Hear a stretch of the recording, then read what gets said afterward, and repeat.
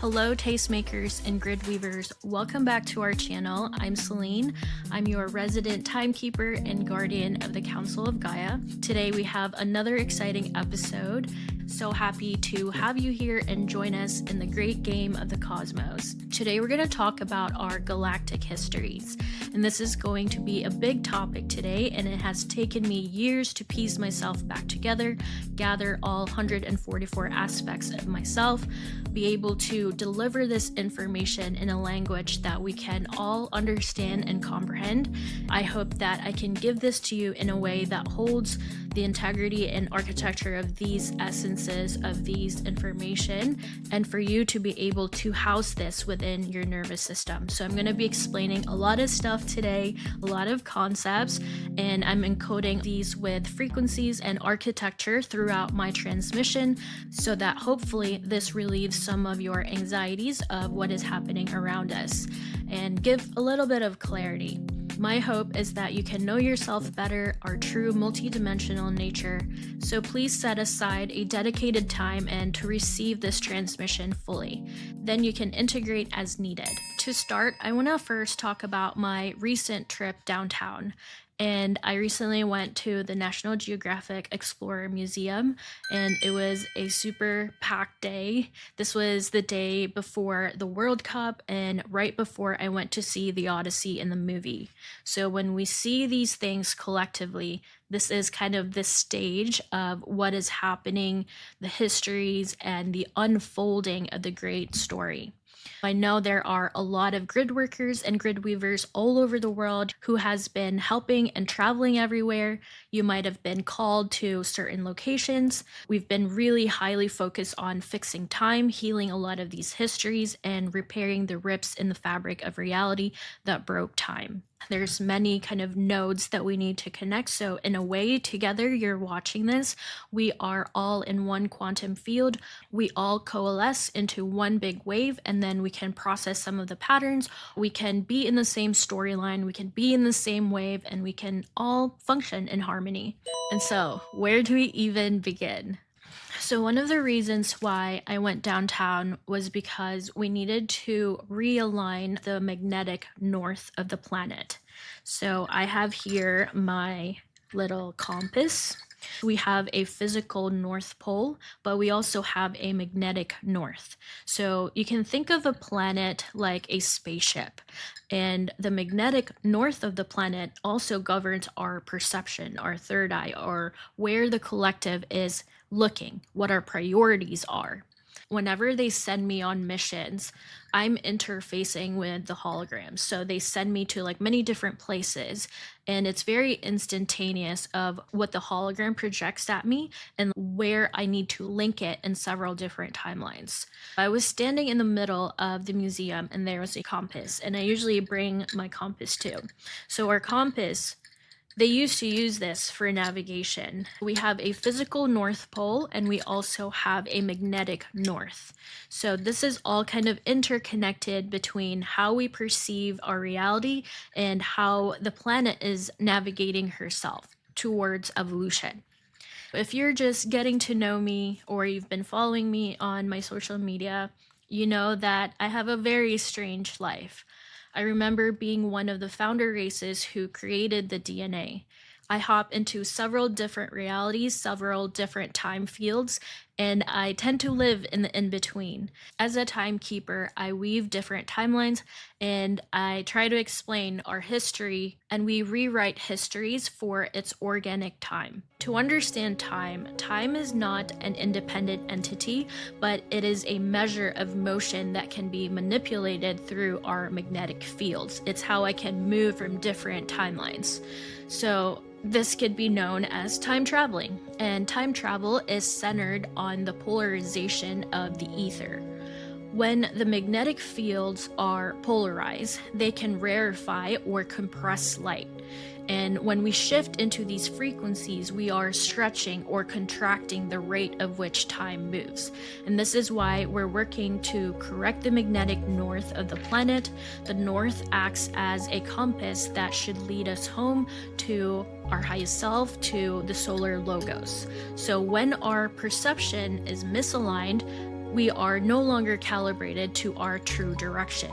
And this is where following our hearts are really important, instead of following what other people are doing or what parents have told us, what society has told us, but truly following your heart. That is your true north. That is where it's going to take you on your path to ascension. What is happening on Earth is that instead of facing our mother galaxy Andromeda, we're getting pulled towards a distorted pole. You can think of Earth as this spaceship, right? And our GPS has been wrong for a very long time. So it drags the whole Milky Way instead of being closer to Andromeda.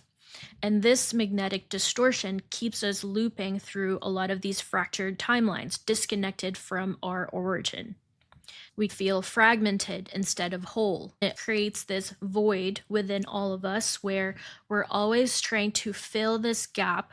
It could be with material things, it could be with somebody, your relationships, but really moving into wholeness is integrating all parts of you and remembering that everybody is just a mirror. And ultimately, it's you becoming one with source, and learning what you needed to come here in this earth school. When we are correcting the magnetic north, it's not about traveling backwards or forward in time. It's about restoring the proper frequency of motion so that the planet can once again feel the pull of home. And so today, this is what we're going to discuss, a lot of the histories that's happened and why this is very crucial now in terms of the magnetic alignment. So when the compass is realigned, our GPS of the planet is fixed. The bridges become accessible and the ether stabilizes into the now. We are just in the present moment instead of being anxious of the future or being worried about the past. And we can finally expand to include what we once called the past and the future. So we're just in the now. And so I'm gonna hop in many different points here today, so just ride along and you can listen to the frequencies, take notes, whatever you feel called to do, take in what resonates with you, and then you can disregard whatever you can't integrate at this time. My life here as a soul fractal, I've literally been here since the beginning of time. I've had several incarnations, and I had to process a lot of those lifetimes. And now, to understand a lot of our histories, we also need to understand our biology, our DNA, and what it is really for. None of what science thinks our DNA is actually what DNA does.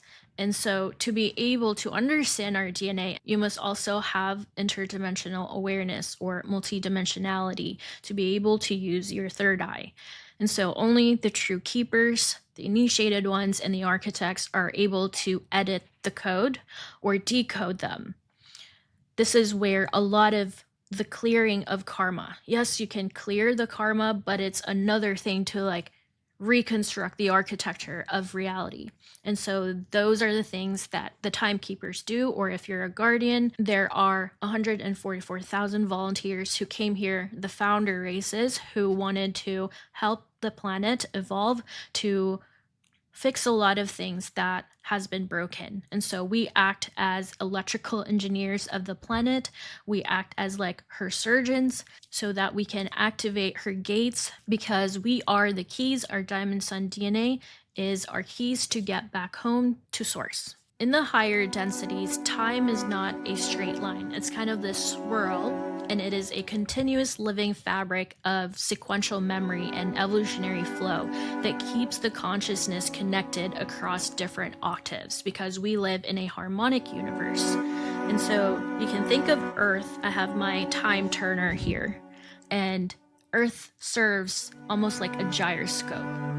And so it swirls within past, present, and future. So we have this wheel of time that we go through different processes. We go through different evolutions of rise and fall of nations and empires so that we can get into the next window, the next wall of time, so that we can keep evolving. The only really constant thing is evolution, because if we are stagnant, if you are a fractal that is no longer moving, then you are dead. So to be able to access timelines, you have to be in the eye of now, in the eye of God, in the 0 point. Now let's get into our galactic histories. Long before the solar system existed in its present form, there was Tara.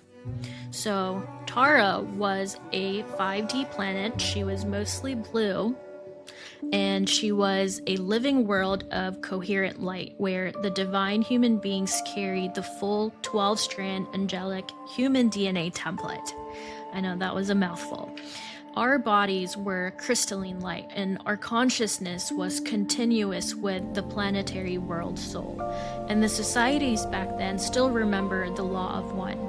So the planet itself was this living library. It was a node in the universal time matrix that connected the Milky Way back to our mother universe, which is the Lyran gates. In Lyra, this was the first human prototype was created. So that connection was the first target.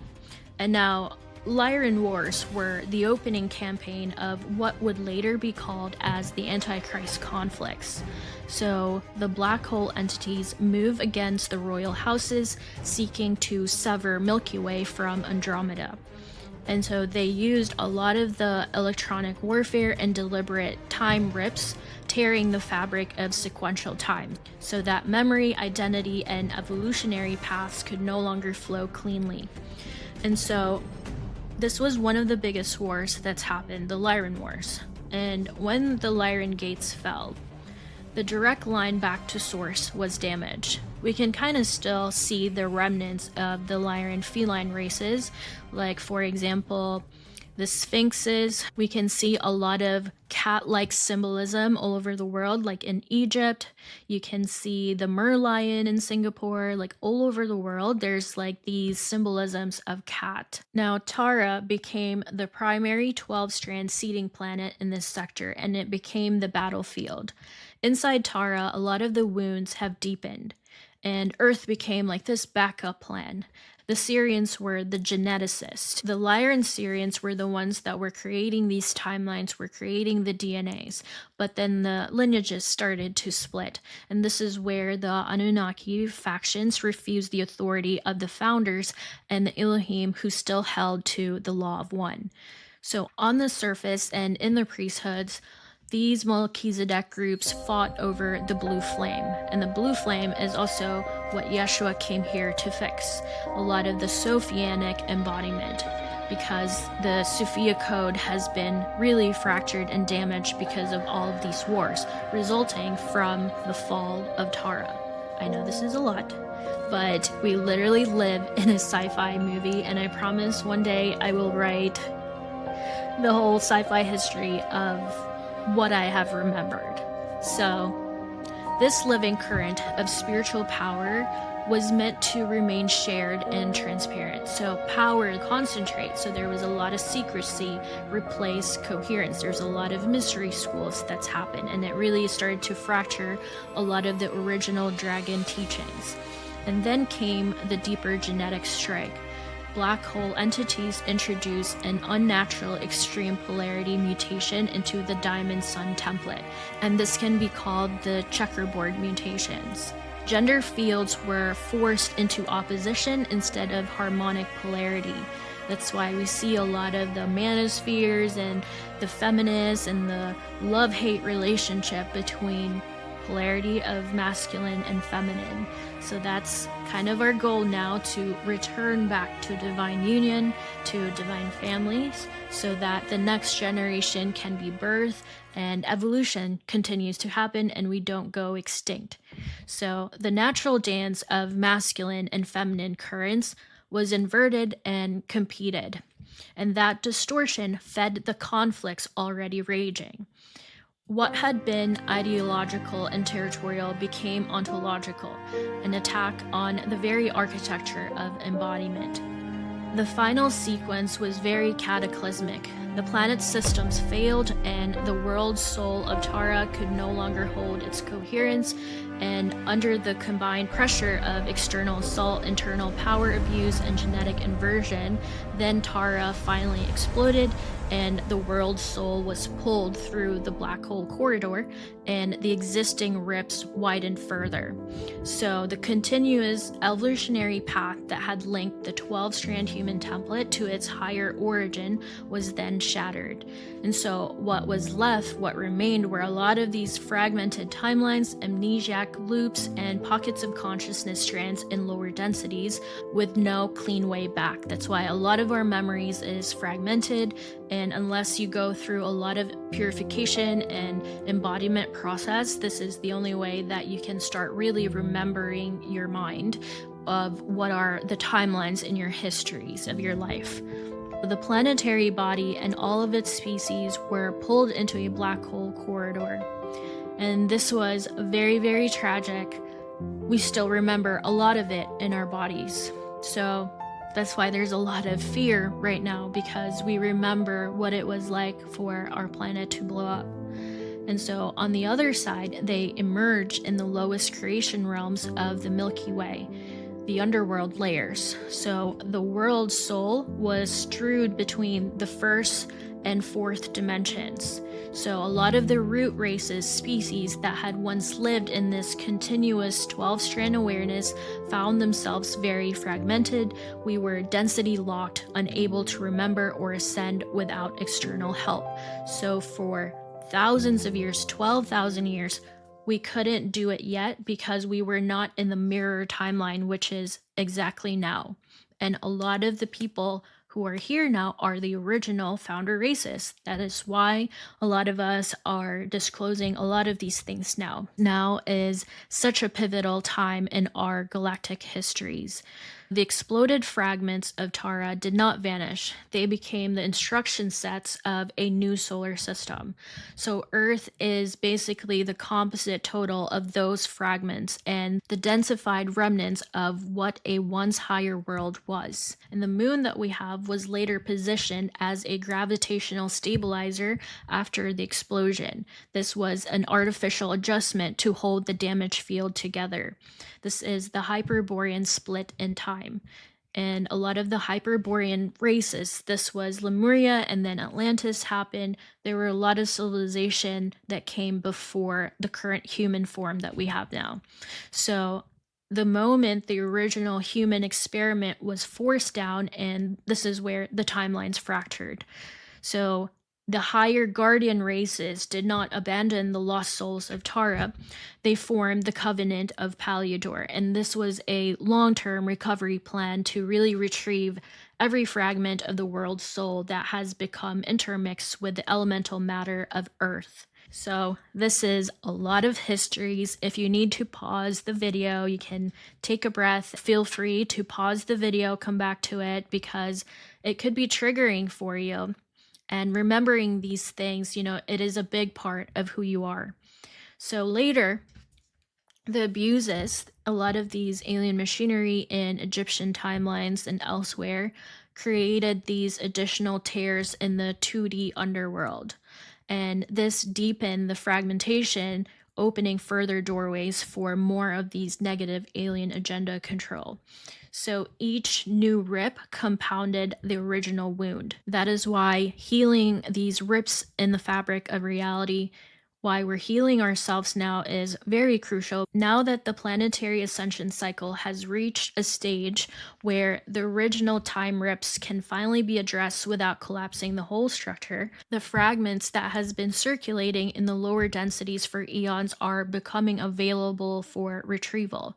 So the human collective, especially those carrying a lot of Lyran, Syrian, Palladian, Arcturian, and related founder codes, is being activated as the living technology that was intended for this moment. When we do grid work, timeline rehabilitation, and a lot of these systematic removal of artificial machinery are the current phase of the Paleodorian recovery. We are not just healing personal trauma or planetary history, we are closing the wounds that began when Tara fell. So these strewed world souls can cohere again, and what was severed between the Milky Way and the Mother Universe can be restored. And these rips are now being cleared because the window is open. And again, if you notice, CERN has turned off the Large Hadron Collider, and now is like an opening before they build a bigger machine. We can fix whatever needs to be fixed, and then we kind of move into this bifurcation, which I'm going to explain further. We have the full strands. The human prototype is online. We're in our 6th seeding of the races, and we have the Diamond Sun DNAs. Like a lot of us who's gone through the healing process, the ascension process, we are now becoming the coherent nodes, the original designs. So finally being allowed to complete itself. The bulk of our work is really fixing these stargates because we had more free energy. We truly had such an abundance of resources, and we were just here to know ourselves and to hold and fix these timelines in our bodies. We didn't have to work so hard or, feel so disconnected from other people. Now, August is quite a big energy because we have both the solar and lunar eclipses, and time right now is a hodgepodge, so bear with us while we fix all of it. This is why I need you all to be in your bodies and not project yourself in the future or past. Really use your discernment right now to not be in fear and to be more present and be in nature, and just come home to yourself and be really present as much as you can. That is why I'm strapping you here today. I'm giving you the architecture, these information, because we are going warp speed again, and we are now in the Lionsgate portal window. We just finished the days out of time. Before, back in Egypt, how they measured time was through the flooding of the Nile. And this was the start of their planting season. This was the start of the flow that moved through these veins of the planet. Because if you think of the planet as a human body, she has arteries and veins. So the Nile River, the Euphrates River, the Ganges River, these are her sacred veins and flow of her circulatory system.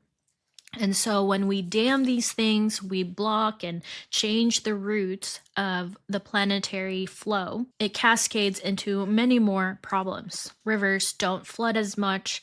And so within this portal window, I'm receiving all kinds of histories. When this gate opens from July 26th to July 28th through August 12th, we're in it now with the peak on August 8th. I will be hosting an event on August 9th, and we can all meditate together, do our town hall meeting, and give you more updates. We can grid work together, so make sure to grab your spots below. It will be $33 to symbolize the completion of the Trinity. Today, I'm recording this on July 27th, so the portal is just opening, and the energetic buildup has started. But the strongest point is still about 12 days away on 8/8, when the sun is in Leo, Earth, and Sirius reach their traditional alignment. The more that we notice and feel and experience the bifurcation, the splitting of these operating systems, you will notice that the time fields are splitting into two primary streams of consciousness. So, those that remain identified with the inorganic architecture, the artificial timelines, the scrambled genetic templates, the control system seeded during the fall of Tara and Atlantis. They will continue along the descending path, and that stream carries a lot of the unresolved distortions, the polarity inversions, the density of the fallen matrix into progressively lower realms. And so, those who remain identified with the inorganic architecture, the artificial timelines, the scrambled genetic templates, control systems seeded during the fall of Tara and Atlantis, they will continue along with descending that path. So, that stream carries the unresolved distortions, the polarity inversions, and the density of the fallen systems into progressively lower realms. If you notice, you might have friends that just kind of left your life, or if you've tried to make them see a certain way, if you have family members that just don't get it, the way that you see things, or when you try and explain things to them, it's almost like they have this haze and they're just like not hearing you, not seeing you. That is because they're literally in a whole different reality. They are in a completely different bandwidth of consciousness, that it's like a different channel in the radio station. So, a lot of us that are awake, we are tuned into the solar logos frequency. So, that's what we're hearing. That is what we are gravitating towards. The way that we form our businesses, our communities, how we live our day to day life is in alignment to that stream of consciousness. So, instead of a lot of the very materialistic models, like those are all kind of the inorganic timelines. And it will feel like there is a wall in between you. You could be in the same room, but they are not receiving you. It is just a matter of frequency. You are in a different channel than them. Those who complete the embodiment of the solar Christ consciousness, you move into the ascending streams. And it's not belief or affiliation. It is really the actual reclamation of your original 12-strand template. This is the restoration of your harmonic polarity, the clearing of these checkerboard mutations, and a lot of the integration of the fragmented pieces of Taurus world soul that the human body was designed to gather. So again, our DNA, our blood, our organs, they act as hard drives for a lot of the galactic histories, a lot of our ancestors' timelines. The split is already here. It's happening. It's not a future event. We are in it. It is a structural reality of this cycle. So your work of purification, timeline clearing, and embodiment, this is what determines which stream of consciousness you're able to embody and hold through your 369 energy, vibration, and frequency. You choose the reality you want to inhabit. So the inorganic continues by default, and then the organic requires active reclamation. This is the current sorting. I want to specifically address a lot of the black sheeps of the family. The experience of being the black sheep or the chosen one in the family system is a specific role within a larger energetic program. And we are now decoupling from these patterns. Disengaging from these patterns is a necessary part of our ascension trajectory. So if you came here and you needed to override a lot of the patterns in your family, for example, for me, a lot of how we perceive wealth, a lot of the victim mentality, addiction patterns, stuff like that. Gaining your sovereignty and autonomy is really important, even though it feels like leaving some family behind on a separate boat. The black sheep, or the emotional scapegoat, is often the individual in the family who holds the most light and has the highest level of resonance. So because you can hold a high level of light, you're often the one who does a lot of the heavy lifting for the family line. I know it's a very tough role because I am one in my family, and I had to really face and carry a lot of the unprocessed trauma and painful memories that the rest of the family is incapable of handling. So the family system often views the black sheep as we might be unpredictable, or they look at us as unworthy or crazy because we are the ones saying no to the established pattern and trying to set new boundaries, new templates of the family line. So you may manifest a lot of the family's addiction, anxiety, abuse, depression. All of these are ways of running the latest rendition of the family's unprocessed trauma. As you move through your ascension trajectory, your signal, your state, identity, and behavior will start to change, which will naturally destabilize a lot of the systems around you. So we tend to trigger them to have them pull out of the density, and so that they can rise to the occasion, they can rise to be in a much higher resonance. But again, this requires facing a lot of yourself, and it's never easy to really be honest, That's why it is such an important job being the black sheep.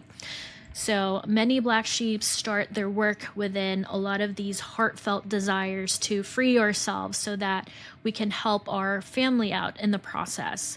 However, even though this is our human impulse, it's also often stemming from over-responsibility pattern. The defining question of this stage is really asking yourself, how can you hold yourself without reorganizing back to make others comfortable? And if you maintain your signal, then the whole family system will either update or match you, or it will just release you. Ultimately, everyone has the free will of choice to hold on to or override their patterns. It's not your responsibility to help them, to make them choose their path. Your only responsibility is to hold your frame, to hold your signals. It is for your own evolution and deprogramming. You are setting the template, you are setting an example for them. It is up to them if they want to be their highest selves. Disengaging from our family patterns really requires a lot of firm boundaries and a shift of our identity, learning to set boundaries. And this can be really tough because learning to set boundaries is a come hell or high water type of necessity. This may involve going no contact for a period of time to invest in yourself and really move beyond the family systems. So firmer boundaries often mean you're standing up for yourself and potentially letting others down. And this is a necessary step to abandon a lot of the good girl programming or good boy programming patterning, a lot of the worship gene of servitude. Sometimes it gets too much, and you can visualize yourself in a bubble where nothing can interfere with your environment, especially when dealing with family members who resist change or they're getting triggered by your frequency. And a lot of times I like to visualize like showering myself with golden light, and then I create my bubble. So that way I can encapsulate myself. But there's other protocols. You can get my 0 point meditation, and I walk you through on how to do this matrix that you can build when you're around other people. So when we come down here, oftentimes we choose your family line as a vibrational match to optimize your soul's evolution. And you may be a blueprinter here to reprogram and deprogram humanity. And in a way, you are starting your own lineage. This mission of being the blueprinter or the fixer of the family is coming to an end because humanity is moving towards taking more individual responsibility for their own evolution and allowing a lot of us chosen ones to retire from the burden of carrying others' karma. Especially now that Saturn is in retrograde, we're moving towards Leo in South Node. These karmas are not optional. We all need to face our karma and to heal those wounds. Now let's go back to our galactic histories. I know that was a very long tangent, but necessary. The founder races, going back to the DNA, the founder races created the 12-strand DNA template as a repair system. We come here, we're the black sheep of the family, or whatever your role is with a family. We heal a lot of these karmas within our family because after the Lyran gates were torn and Tara exploded, the continuous fabric of time in this sector was ripped. So the biggest rip is in Geneva. That is the place where the time broke. And very interestingly, when I went to the Explorer Museum, they had golden watches, and it was all Rolex. And Rolex comes from Switzerland, and it is also where CERN is. This symbolizes the artificial time. So going back to 5D Tara, the world soul was strewed across these lower dimensions. So our consciousness was fragmented, sequential memory was broken. So there was no longer a clean evolutionary pathway back to the higher densities. And again, you have to remember that we are the neurons of the planet. The planet is not just a rock, she is a living, breathing entity. And she has planetary memory that we all carry. The thing is that we might be a tiny spark of her planetary brain, and you can die and you're still a speck of sand in time, but collectively as a whole, it has taken millions of years for the planet to get this intelligence, this consciousness, and planetary memory. So Earth is especially very important because she connects all of the other planets. We all coalesce, and what happens here on Earth reverberates in Venus, Mars, and all the other planets. So the planet can survive. She's gone through about 6 ice ages, and she will just go back to sleep again if she needs to and wipe out humanity.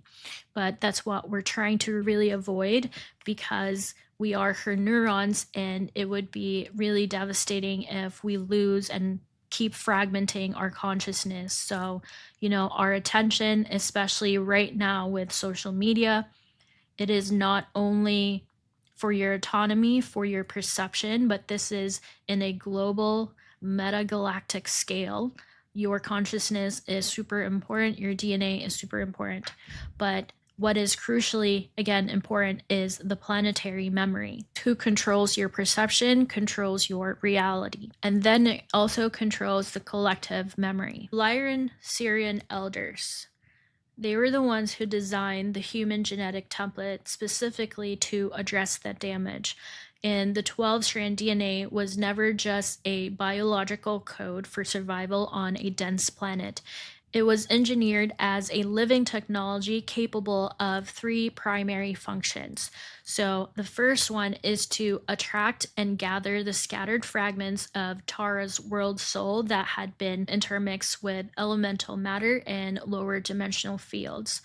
The second part is integration. So this helps merge those fragments inside a single embodied vessel or body, so we can coherently process and restore a lot of these timelines.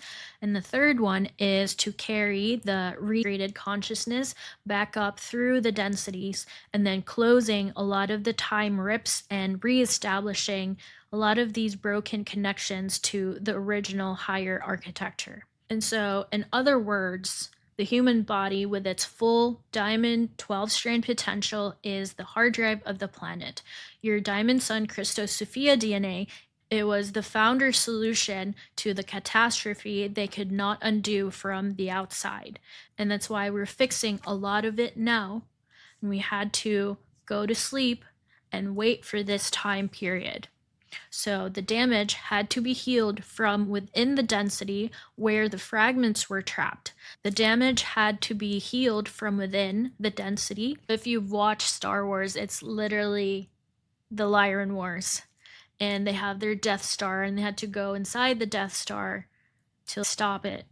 So the damage had to be healed from within the density where the fragments were trapped, and the DNA was the tool built for that purpose. That is why the template carries a lot of Christos founder races, founder codes, and why it responds to solar Christ frequencies, and why the full activation is very central to the current reclamation. It was created to finish the recovery of what was lost when the fabric of reality was torn. In result, this broke time, and we are not in alignment with nature's time anymore. And our new year is basically like July 25th, not January 1st. Like January 1st, New Year, was created because of the Roman Empire. And we usually followed the flow of these rivers of when it was planting season and when it was harvest season. So all of that, it was in alignment to the stars, which is why astronomy, a lot of the polymaths, they really studied astronomy, the Vedic system. It is the roof of the planet. And when we are in alignment with the stars, everything from above and below is also in sync. That's what they make me study a lot. One of the things that are really starting to open now are the sphinxes. And the sphinxes are quite interesting because a lot of our records are held there in these massive structures, and also the tombs. It's all arranged in a very timely manner when these vaults start to open up. A lot of the scrolls are still there, no matter if they burned it away, the memory is still there, especially for the females. A lot of us might have worked in the Library of Alexandria, the Code of Blue Nile. Even though the Vatican or the Roman Empire has moved, relocated, and burned a lot of those records, us keepers, those that hold the Diamond Sun DNAs, are the keys, and it is still intact. We have it in our genetic code, we have it in our genetic memories. Everything is double backed up from the Akashic Hall of Records and Kuzminia Hall of Records. My everyday life is definitely not average. I'm always in meditation because I'm working wherever they need me to. And lately I've been with a lot of the collective of these polymaths, and Merlin teaches me about the cosmic clock, the star systems. I see the yogis a lot and a lot of the monks too, and they teach me about the vectors because it's all geometries, and they were very good and skilled at these things of connecting histories. And so Merlin, one of the teachers that often shows up in my field, he is incredibly masterful in time traveling, and he usually takes me to Pegasus, where we go to the Akash, where we do our classes there. So oftentimes it looks like this, and we learn about the star systems. They teach us a lot about geometries, different systems, constellations, where we map out these events.